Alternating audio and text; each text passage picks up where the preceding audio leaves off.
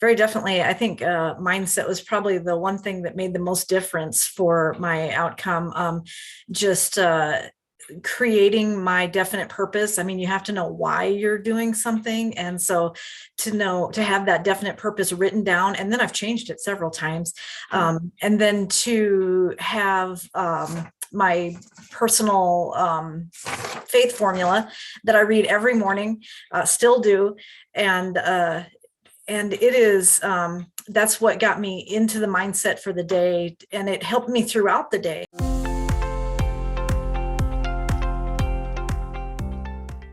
Hey everyone, welcome back to the Reshape Your Health podcast. I'm your host, Dr. Morgan Nolte, and today we're having a fun conversation with one of our Zibly members, Tracy, and we're just sharing her story about her weight loss journey over the last year and kind of some limiting thoughts that she worked through, some new habits that she had to adopt.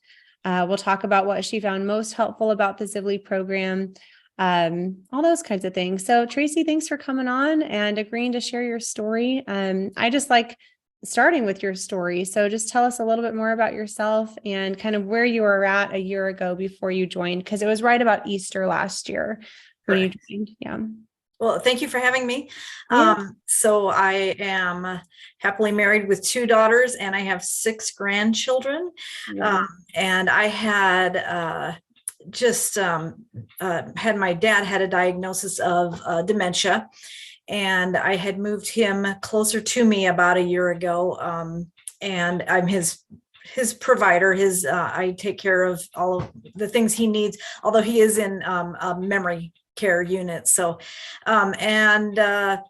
then I had left a job I'd been at for 25 years, and I was pretty active in that job, and moved to a job where I sat a lot. And so I'd put on a lot of weight. So I saw some Instagram videos and that you had done. And the one that got me the most was, if you had 1 Dr. Pepper a day over a year's time, you would have had 10 cups of sugar or something to that effect. And that's what I was doing, was having 1 Dr. Pepper a week. So so that drew me in. And I think then we had our first discussion. And I just decided this is what I'm going to do. I want to be healthy for my grandkids. I want to be able to take care of my dad, but I don't want my family to have to go through what I'm going through with my dad's dementia. So I want to be as healthy as I can. Mm-hmm. So you kind of understood that link between sugar and dementia. And I was wondering, like, I'm always very curious, what makes someone decide now is the time? Like, what was that for you? Was it kind of like, okay, I'm in a less stressful job and my dad is closer and I have a little bit more space for me? Or why was it the right time a year ago? I'm not even sure I know exactly why. I think I remember talking to you, and there's really not a perfect time. I mean, you could always start it next week, but I just knew that I had to do something. I had some knee pain. It was hard to go up and down stairs, and then when I decided that I was going to cut out added sugar in my diet, I just within a few days, I felt a difference in my knees. I was walking down the stairs and I was like, oh gosh, that doesn't hurt like it usually does. So you had that instant kind of result. I think I still remember that first call. And one of the simple tips was like the yogurt that you were having. Was that right? I'm like, okay, well, look at how much added sugar is in this yogurt. And this is just a really simple swap that's a healthier choice. And we were in office hours 2 weeks ago, and I told the other members, I said, okay, Tracy's coming on the podcast. Are there any questions that you guys want me to ask her?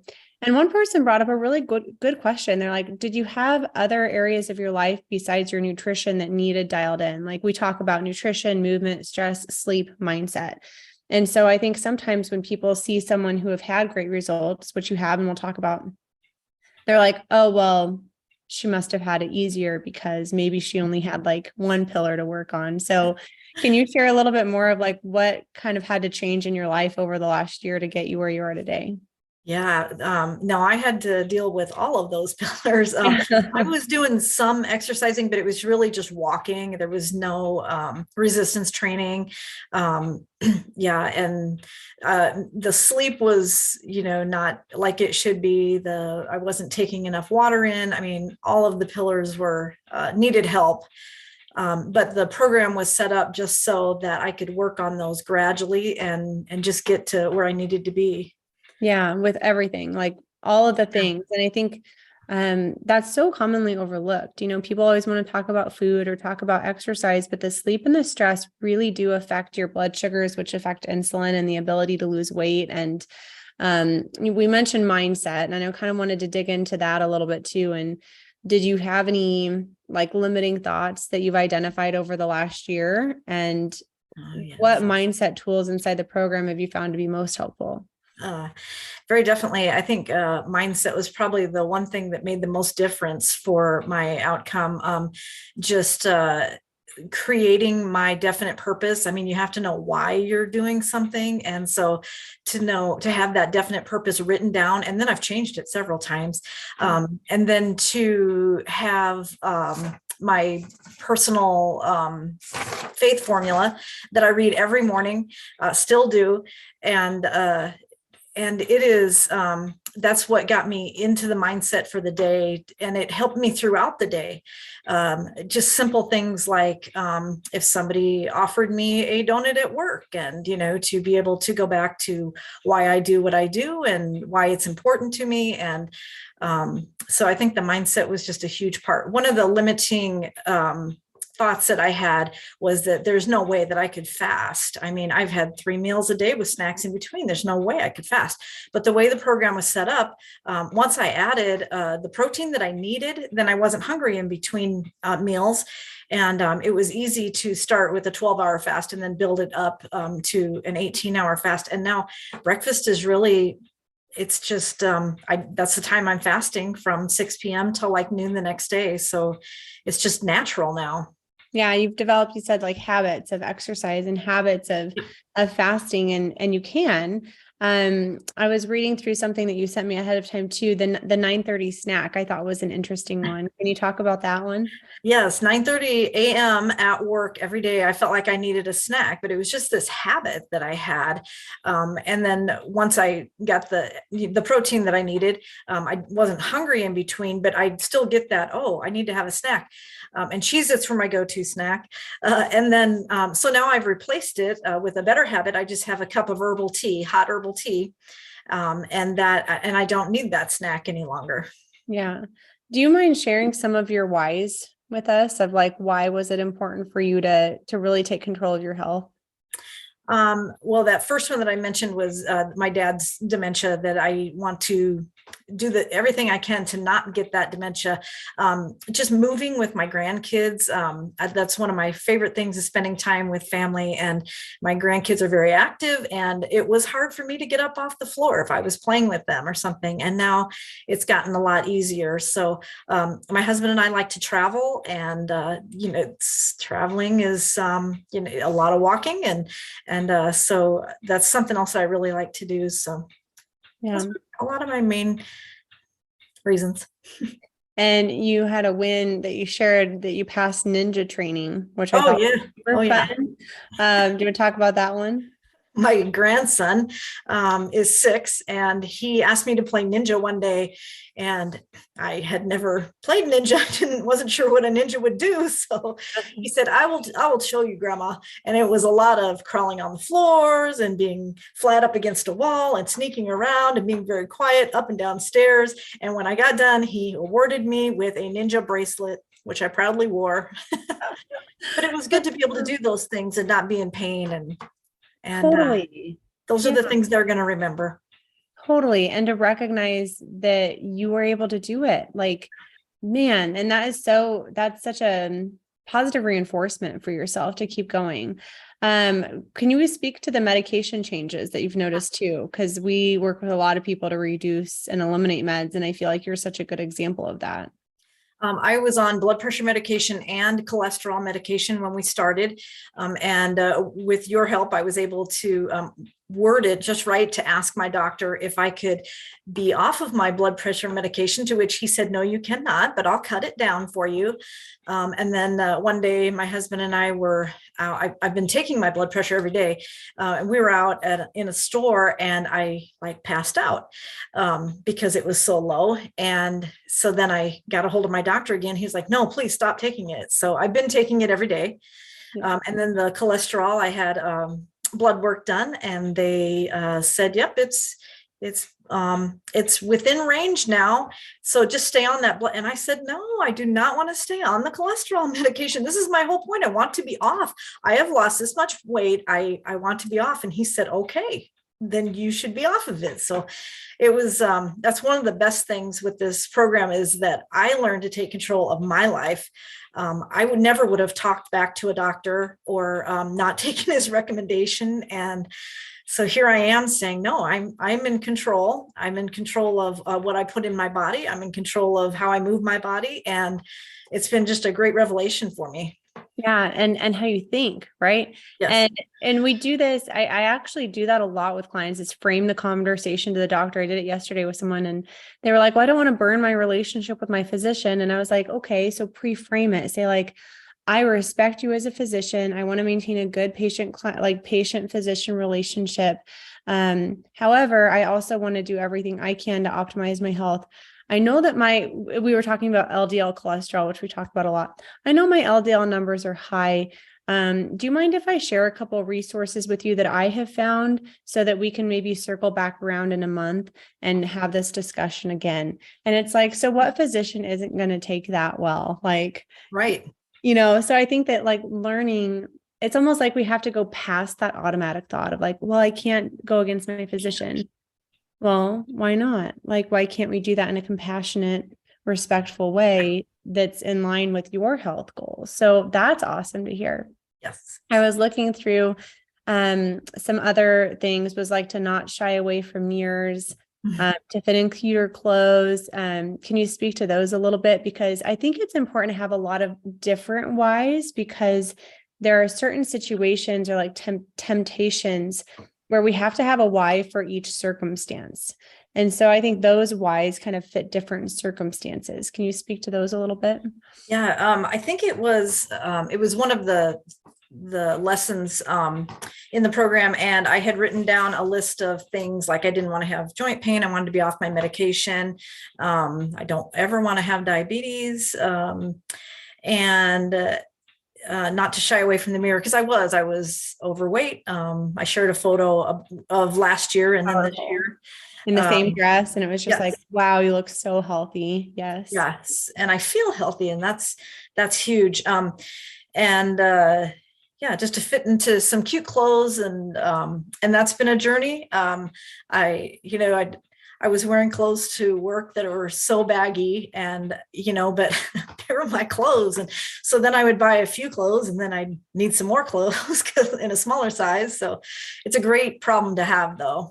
But yeah, and we recently went on a vacation to a beach where I got to wear a bathing suit, and I felt good wearing that bathing suit where I wouldn't have before. I know. I like that picture. She said hi from Jamaica, and it was a really cool, like almost like full circle moment, that, man, when you put your mind to it and you're consistent, it's possible. And that consistency is a really important piece of your story. And I feel like you've done a really excellent job with being consistent. And so I wanted to dig into how you did that. Like, how were you able to maintain your consistency with your healthy habits? That's just it is. I think once you do something and you continue to do it, it becomes a habit, and then it's easier. So there's no question on my 5 weekdays, when I get up in the morning, I go exercise. That's the first thing I do. My husband and I, of course I do my mindset work, and, and then I have a devotional that I read, and then my husband and I pray before he goes to work, and then I go down to do my exercising. And whether that's outside or in the basement, so I exercise, and it's just a habit. I wouldn't think about not doing it. And the same way with the fasting, it's just what I do. I have my routine, and I just keep doing it, and it just becomes a habit, and then it's easy. Yeah. Did you adopt them like one at a time over the course of a year? Yes, Okay. definitely. That's good. Yeah, I think a lot of people have that, like, I have to change everything overnight mindset. Right. Like, well, that's probably keeping you, in that From doing it. Yes. from doing it at all, is like the story that you're telling yourself. What do you think has been the biggest insight that you've gained over the last year as you have gone through this health transformation? I think my biggest thing is learning, and I remember telling you that a lot of the training was so sciencey, but I I've know. really learned a lot about what my body needs for fuel and not what I just want to put into my body. And so I think that's the biggest thing that I've learned. I'd love to share my aha moment too. I listened to one of your podcasts, and I believe it was a physical therapist, and he talked about resistance training. And he said, even if you're just walking, put some encyclopedias in a backpack. And so that day I took 2 5-pound dumbbells, put them in a backpack, and I went on my walk.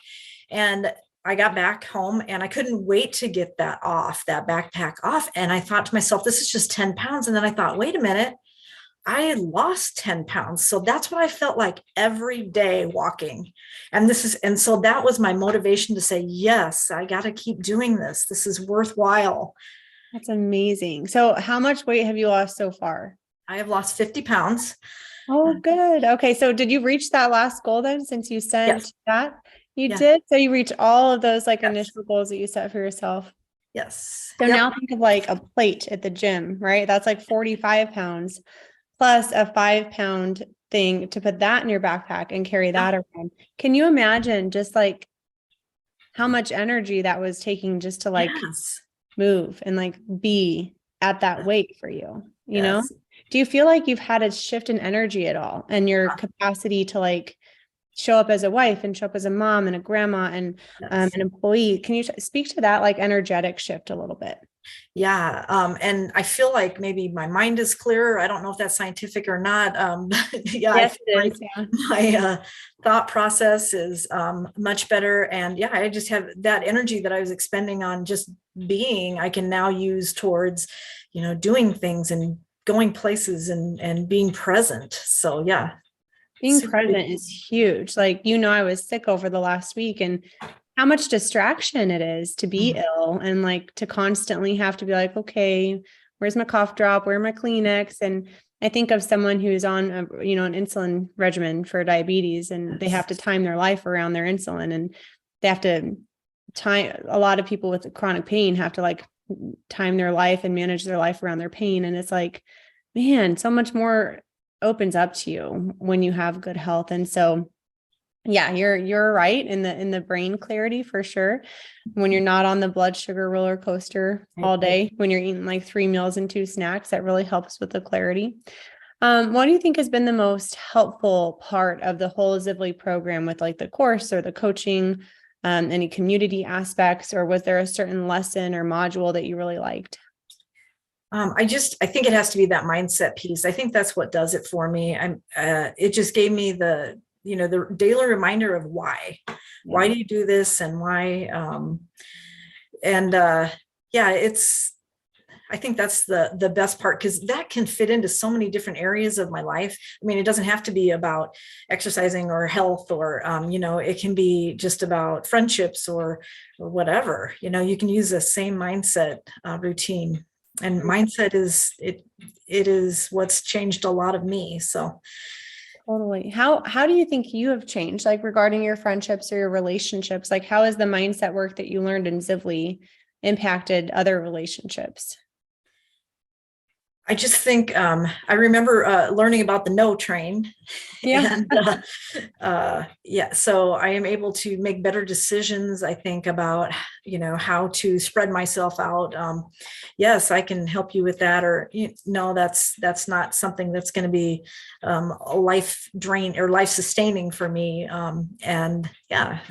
Just different things like that it's been good. I think I've been a role model. I have people that will say, "Oh, wow, you look good," and then they'll say, "How do you do that again?" And it's a What do you journey. tell them? Yeah. What do you tell them when they're like, how do you do that? What do you? I explain the Ziply program, and Oh, Um, good. I mean, Hey, yeah, I usually say high protein, low carb, when they ask what it is. High protein, low carb, and yeah, it's just a whole regimen. My definite purpose does not say anything about weight loss, by the way. It right? just that I want to be healthier, and then, but the weight loss is a byproduct of that healthiness or getting healthy. So I feel like I'm on the right track, and it's definitely a lifestyle. It's not something I'm going to give up. I can't imagine um, eating dessert every day of the week or Mhm. Is that what you were doing before? no, I don't think Okay. so. But yeah, I mean, and seeing sweets like that just as an exception. Easter morning, my husband and I went and got a Cinnabon and we split it. We split Mm, one, and just ate it very slowly and enjoyed every bite. that's right. And yeah, for anyone who's like kind of newer to the podcast, we don't use the word cheat meals or cheat days Right. because it implies guilt. And it's like, well, food is food. It's neutral. It's like, it's an exception. It's not like the normal pattern of our living. It's not our normal fuel, but it's an exception. And I do the same thing all the time. So, where do you see yourself going from here? Like, what are your next goals? So you said that you kind of reached all of those initial goals that you had set for yourself. So what are some of the next goals that you're thinking about setting? Well, I think I just need to stay on track, I think. But one of I did the new iteration of the program. I've been studying that. And my next rock is to make my bigger meal the noon meal, because that's when I break my fast. Yeah. And so to have that be the bigger meal and then the evening meal just be a smaller one. So that's one of the things I'm working towards. That's a Um, good one. Anything else? Yeah. Have you really taken the time to reflect and like really acknowledge all the progress that you've made? I hope that you have, but yeah, just I think at this 1 year mark too, I've really looked back at like my first measurements against measurements now, and the weight. And one of the other things that I've been working on is on the Zivley page, they have the recommended products, and I got a scale that gives me my BMI and your subcutaneous fat and all the things that you could ever want to know. And I'm still like, how is it getting this information through my bare feet? But okay. And so I have things there to work on as well. yep, like maybe increasing lean body mass, that kind of Right. stuff. Okay, cool. I like that. And then what fun things are on the horizon for you? So now that your health is kind of dialed in, we're going to keep optimizing, making those small tweaks and adjustments and maintaining, like, what fun things are on the horizon now that that's no longer such a primary concern for you? My husband and I have a couple trips planned for Yeah. travel. One of the lessons I listened to the other day talked about write down your 20 favorite memories and then find a common theme. And it was traveling. It was being away from home and, no responsibilities type thing. So we have 2 trips planned, one to the mountains and one on a cruise. So I love it. it'll be fun.